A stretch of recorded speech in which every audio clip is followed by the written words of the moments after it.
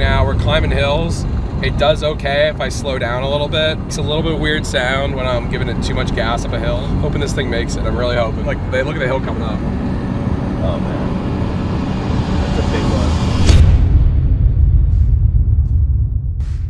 So ever since I was a kid, it's always been my dream to own a really big truck. And ever since we started racing the RX-7, it forced me to make that dream a reality. So I bought this 9,000 pound monster to tow our RX-7 to and from the track. But I knew there were problems with it, and I instantly had regrets because I thought I was gonna be able to fix this thing in like a couple days. We'd be taking it to the track and towing it all around the place, but that did not happen. This is now 6 months later since I bought this truck, and we're finally gonna take it on its first tow in 15 years. Make sure you stay to the end of the video to see what happens.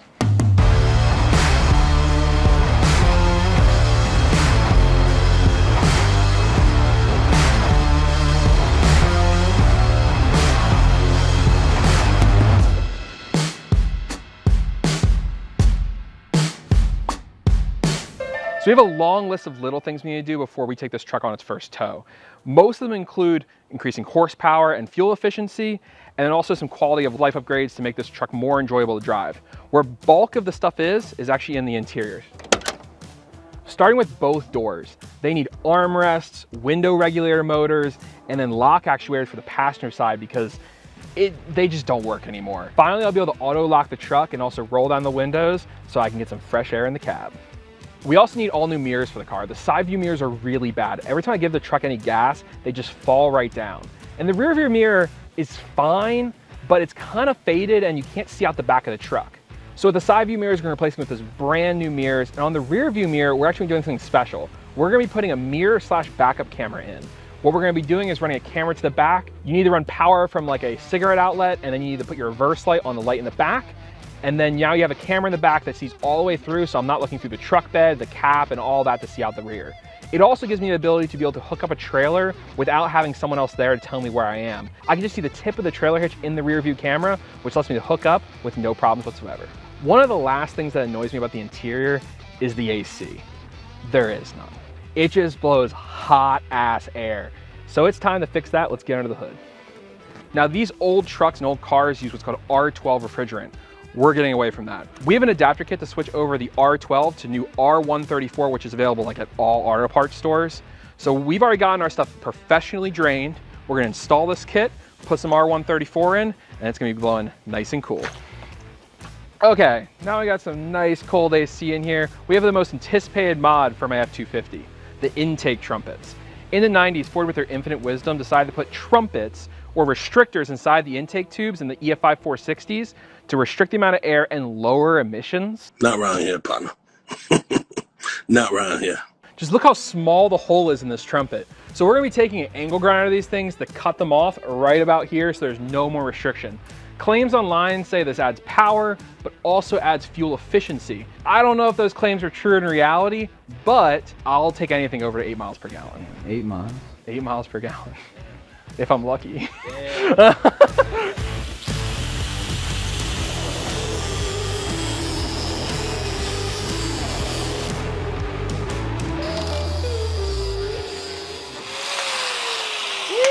Get rid of that restriction, bud. No restrictions. Now around to the back of the truck. And one big thing we need to do is add a hitch to this thing. It already has a nice hitch receiver. It's actually a class 5 hitch receiver, but we need to measure for it first. So what you want it to be is you want it to be around 18 inches for most trailers, especially most car trailers. So get our measuring tape out. As you can see, the top of our hitch right here is about 18.5 inches. That is close enough, and that's actually where we're gonna measure from, because that's where, when the thing sits on top of the ball, that's where the bottom of the coupler will be sitting. What we're gonna need is a straight hitch. Go in, we'll lock that thing in there, and good. If this was a higher truck, we would need a drop hitch receiver like this, which either you can mount this way to drop down lower, or 2, flip this ball over and go up higher. Put the straight one back in, because it's the one we're gonna need. And this is perfectly 18.5 inches off, the perfect height to break your shins.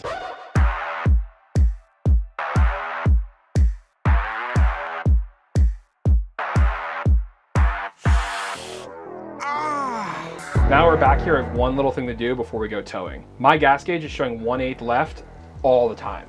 So we have to change the sender out in the front tank so that our gas gauge reads correctly and we don't run out of gas on the side of the road when we're going to Willow Springs. If you don't know, most gas senders work with an arm and a float on the end. So basically that little float is plastic or foam. It rises and lowers, changing the resistance in the wire and telling your gas gauge where your gas is. It's a really simple system. A lot of times what happens is the floats get caught up with gunk in them and they end up sinking, showing the wrong gas all the time. We're putting a new float on our sender and we should be showing full on our gas tank now. Okay, now we got everything done on this truck. It's time to see if this thing can tow for the first time in 15 years. Yo, Sam, you forgot something, brother. Oh.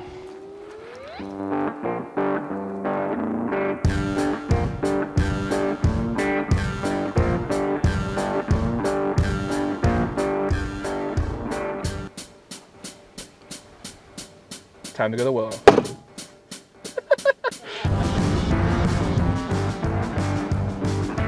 Okay, we're back on the road. We've been going for about 10 minutes. We're driving out to Willow Springs Raceway for the Extreme Track Racing event at Streets of Willow. My voice is lost, but we're on our way. The truck is doing well. We woke up and the anti-lock brake light was on and the brake light was on, which is weird. Everything seems to be fine now.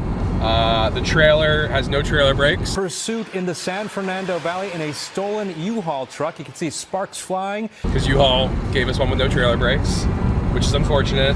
So we'll see though. We're on our way right now. We're climbing hills. It does okay if I slow down a little bit.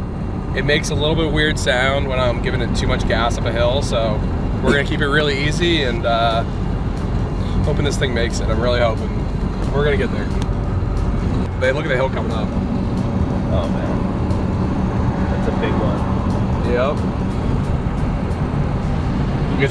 We'll get some momentum and get up that bitch. Once we cross over out of like the valley, there's no more hills. It's literally just downhill the whole way. The whole way back's gonna be all uphill. So this is technically the easier side of this drive. So That could not bode well for our evening.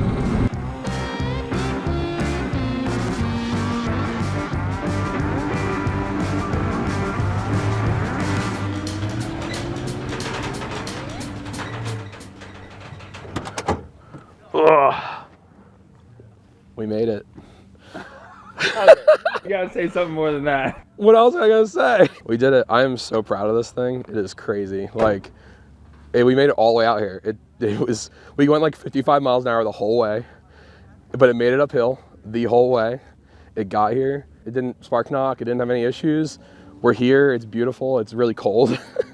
But yeah, we're gonna get this car offloaded. We're gonna be starting another video. Stay tuned. Make sure you subscribe and come watch that. It'll be coming out in a little bit. Who is that boy? Wait.